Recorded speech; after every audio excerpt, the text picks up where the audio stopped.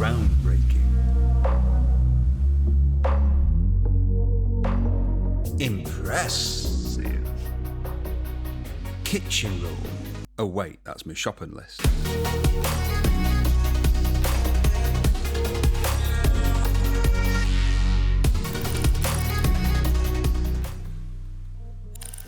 Hello fellow coffee botherers, in this video I'm going to be talking finally about the Sage or Breville Barista Touch Impress.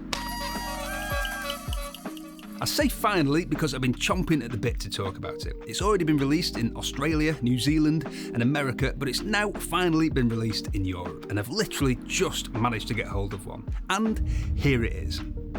I've only just got this, so I spent a couple of hours with it while the Brickoven guys were setting up, and it's mega. Imagine something amazing and double it. That's still not as amazing as the Touch Impress. I'll demonstrate shortly, but first just a bit of background for anyone who's interested, and if you're not, just see the chapters below and skip straight to the demo. They released the Espress Impress almost a year ago today in the UK, and we've done a whole series on that, and it's a mega machine. I'm a big fan of it, as you'll know if you've been watching my videos for a while. The Espress Impress isn't really aimed at the normal coffee machine market though, and there are many people who like the idea of using a fully automatic machine, touching a screen and walking away with the coffee, but who want the espresso and the kind of cup quality you're only going to get from a manual machine. And it seems that Sage, or Breville, the same firm by the way, but they can't use the Breville brand in Europe as they sold it in the 80s, in case you're wondering, were fully aware of this, as by the sounds of things they were already working on this at the time they released the Espress Impress. So what is the Barista Touch Impress? It's a traditional portafilter espresso machine with the convenience of a super automatic or bean-to-cup coffee machine. In case you're not aware, what are known as super automatics or fully automatic coffee machines in America, usually referred to as bean-to-cup machines in the UK, produce the espresso using an internal brewing unit. And the espresso isn't quite the same as the espresso you'll get from a traditional machine with a portafilter, in the hands of someone who's developed some barista skills. Many people are more than happy with the cup quality they produce, but there are an increasing number of normal coffee machine users these days who are starting to get into higher quality specialty coffee and are finding that these kind of machines don't quite do it for them. But what if that's you, but you don't want to develop a new hobby? Instead, you just want that kind of cup quality from a normal coffee machine.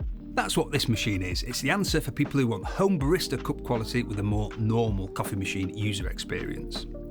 The Oracle Touch is clearly made to address that market of people, and it does it very well, but it's quite a bit outside of the budget that a lot of people will justify for their home coffee machine.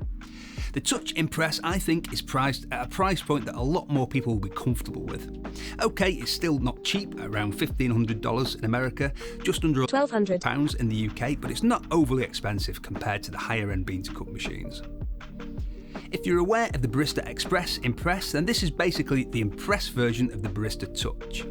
The Barista Express Impress only assists on the espresso side of things, but the Touch Impress assists the user the entire way through the process, whether you make it a flat white, a cappuccino, Americano, or whatever drink you want to make. And as this is based on the Barista Touch, it has a newer, faster thermojet heater for the 3-second heat up time and the super fast steam ready time, and the almost instant cool down back to espresso temperature after steaming milk. As with the Barista Express Impress, it has the Impress puck system, which consists of intelligent dosing and calibrated tamp lever. What this does is ensures you have the right dose each time thanks to the dose sensor, and it ensures a very consistent tamp. The machine learns, so it works with you to figure out how long it needs to grind for with the beans you're using at the grind size it's set to get the right dose, and then it remembers that going forward. These two things, dose and tamp, might sound relatively small, but they're not. They're hugely important. And to call this assistant isn't really quite accurate. The machine is doing the work.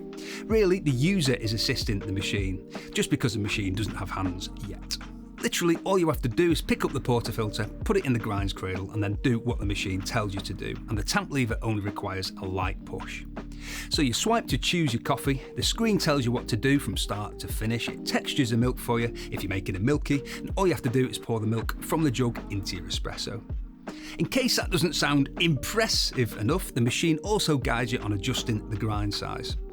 I'll repeat that so it sinks in. The machine assists dialing in by guiding you towards the right grind size.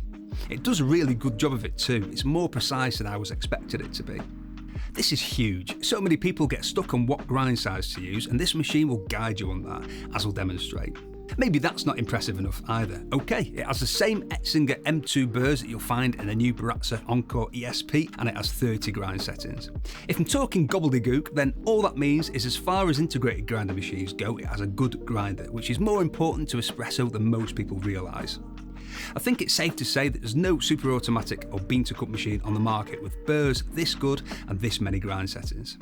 Okay, try this. It's a single thermocoil or thermojet machine, so you can't pull the shot and steam the milk at the same time, the same as with the Barista Express Impress and the same with most bean to cup machines.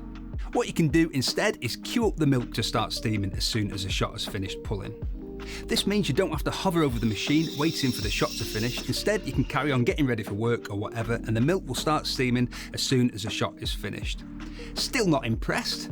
You can decide which way around you want to do it. If you prefer to steam the milk first, then pull the shot, press the milk icon first, and it'll queue up the espresso to pull after the milk. If you prefer to pull the shot first and then steam the milk, press the espresso icon first. Are you impressed yet? The same is true of Americano or long black. You can queue it up to do one after the other, so you don't have to hover in front of the machine waiting. And you can choose whether to go hot water first or espresso first. What do you think is the right order, espresso first or water first? Let me know in the comments. They've updated the milk system on the Touch Impress, the Auto MilQ, which is so clever they've spelt it with a Q at the end, which I'm assuming is because you can queue it to start after the espresso is ready. Either that or they just thought milk with a K at the end just wasn't clever enough to describe such a clever feature. Anyway, the milk system has 4 presets, so you can choose whether you're using dairy milk, oat milk, almond or soy, and apparently each preset is set differently, so the texture settings work as expected with each type of milk, and obviously we'll be testing that in a future video. There are 8 texture levels, and you can set the temperature between 40 Celsius to 75 Celsius, 112 degrees Fahrenheit to 167 degrees Fahrenheit. So let's make coffee while I continue to talk about it while showing you what I'm going on about. I'll make an espresso first so I can show you what it's like to dial in, and then I'll make a flat white. I've selected the espresso image, put the portafilter into the grinds cradle, as it's telling me to do, and I'll touch the portafilter image to start the grind, and you'll see here what grind size it's set to. We've set it to 20, which will be too coarse, as I've already been doing some dialing in, but I've done this to demonstrate the grind size adjustment. Once it's done, you push the tamp lever, and if the dose, the amount of coffee is right, you'll get a green line and a beep. If it's underdosed, it'll keep telling you to touch the screen again to dose a bit more until it gives you the green line. Then it remembers, so unless you change the coffee or the grind size, you'll get the right dose every time. Next, take the portafilter out of the grinds cradle, lock it into the group and tap the espresso icon. It tells you what to do on the screen, so there's really nothing to learn. The machine is telling us it was too fast, so we need to grind finer.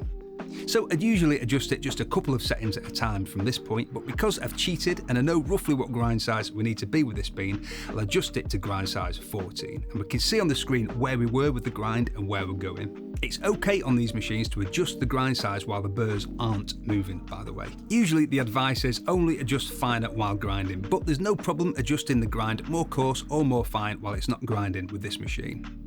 I've made quite a big grind adjustment, so I'm going to purge some coffee by pressing and holding the grind icon, and you'll see the word purge on the screen. Just touch it again to stop. Having a grind purge feature is amazing. Purging coffee for 4 or 5 seconds each morning or when you turn your machine on, and each time you've made a bigger adjustment than just 1 or 2 settings, ensures that all the coffee in the basket is freshly ground and at the same grind size. If you never purge, sometimes you'll have a small amount of ground coffee at the old grind size or from the day before. It's not a huge deal, but purging a few grams is good practice. So we'll try it again at grind size 14, and I'll need to adjust the dose again because we've made quite a big grind adjustment. So it'll tell me to grind a bit more, and I'll keep tamping until I get the green line, which tells us the dose is correct. If you get a slither of coffee on the rim of the basket, don't worry about it. If you keep your portafilter dry, you should be able to give it a tap to knock it off and give it another tamp, but you don't really need to do that. It won't cause any issues. Touch the espresso icon and the shot is pulling, and that looks much better, as I knew it would because I cheated and dialed in with this bean earlier. Obviously, if you're not happy with the taste, you can adjust further, and I'll be doing many more videos with this machine, including dialing in, so make sure you're subscribed and that you click the bell icon to allow notifications so you see them when they're uploaded. Next, let's make a flat white, my favourite milky. Portafilter clean and dry and inserted into the grinds cradle. Swipe the screen, select flat white, touch the portafilter icon, tamp. The machine has remembered the dose, so all sorted there. I'm going to set the milk steaming first, so oat milk in the jug, jug on the centre, wand in, press the milk icon. And now I'll insert the portafilter into the group and press the espresso icon. And it'll tell me that it'll pull the shot when the milk is steamed. As I said, you can do it milk first or espresso first, whatever you prefer. I've set it to oat by default. You can go in and set whatever you want to be your default and you'll still have the others available. As I've said, I'll do another video trying the different presets with dairy, oat, soy and almond to see how that works. Subscribe and stuff. It's very easy to change the foam level, very easy to change the temperature. You can also create up to 8 of your own custom drinks. Now let's make an Americano.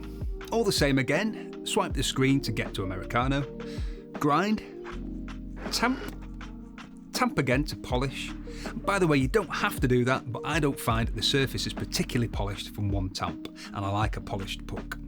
Now I can choose which way around I want it, water first or espresso first. So if I tap the water icon, I can go and hunt down my car keys, look for my socks or whatever, and it'll do the water and then automatically start the espresso. So I can come back to the machine fully dressed and pick up my Americano. If you prefer espresso first, you just tap the espresso icon first. If you've already ordered one of these or you're thinking of doing so, make sure you subscribe and allow notifications because we're going to be doing a whole series on this machine. I'll leave it at that for the demo as we'll be doing loads of other videos with this machine, but just to mention the preset drink options. They are espresso, obviously, Americano, flat white, latte, cappuccino, hot chocolate, babychino, tea and milk only. Plus you can create 8 custom drinks. Babychino is a preset for frothed milk at a cooler setting. Hot chocolate is frothed milk on its own with instructions mainly to make sure you don't put the chocolate powder etc. into the jug and that you steam the milk and pour it into the powder in your cup and that you don't forget the marshmallows. Milk is the same thing without the hot chocolate instructions. Tea is hot water with 2 temperature options. Other things to mention, features that are the same on the Espress Impress for anyone who's not seen that machine. 2 litre water tank, nice big drip tray with storage space behind. Lockable removable hopper so you can lock it to dump your beans back into airtight storage instead of leaving beans in your hopper overnight. I've seen a really good video on that. Adjustable brew temperature, and I think it's an amazing machine. One question to answer, is the touchscreen really jumpy? No, it's not. I've seen comments about this in other videos and I think it's just an issue with the screen refresh rate on the touchscreen being similar to the refresh rate of the camera, so it looks like the screen is really jumpy. Like this. It's not really jumpy, this is the nicest, smoothest touchscreen I've used on a coffee machine so far. The only thing I've picked up that I could call a negative as such isn't really a negative from the perspective of most people who'll be using it. So this probably isn't even relevant to most people. Feel free to ignore me. All it is that altering the espresso volumes for each drink isn't as precise as I'd like. You've got the option to customise the espresso volume, but I'd like to be able to do that in smaller increments. I'd also prefer to be able to reset the shot volume by making a shot and stopping the shot when I have my desired volume, and having that save into the menu, as you can with the Espress Impress. But like I say, most people using this machine aren't going to be worried about having exact millimetre precision over the volume. I've only used it for a couple of hours, so I'll go wait and use it for another week or so, and then we'll roll out the rest of the series on the Touch Impress, including dialing in and workflow, making various different drinks and comparisons with other Sage and Breville machines, side-by-side comparisons with beans cut machines, super automatic machines, and more. So make sure you've subscribed to see them when they're live. Elvis never performed an encore, and that has nothing to do with clicking the like button, but click the like button anyway. Thank you very much for watching, and if you love coffee and enjoyed this video, we've got tons of content about how to make better coffee at home to take you from beginner to home barista. We've got reviews and how-tos on the most popular machines. If you like the sound of that, click on my face to subscribe. Tatty Bye!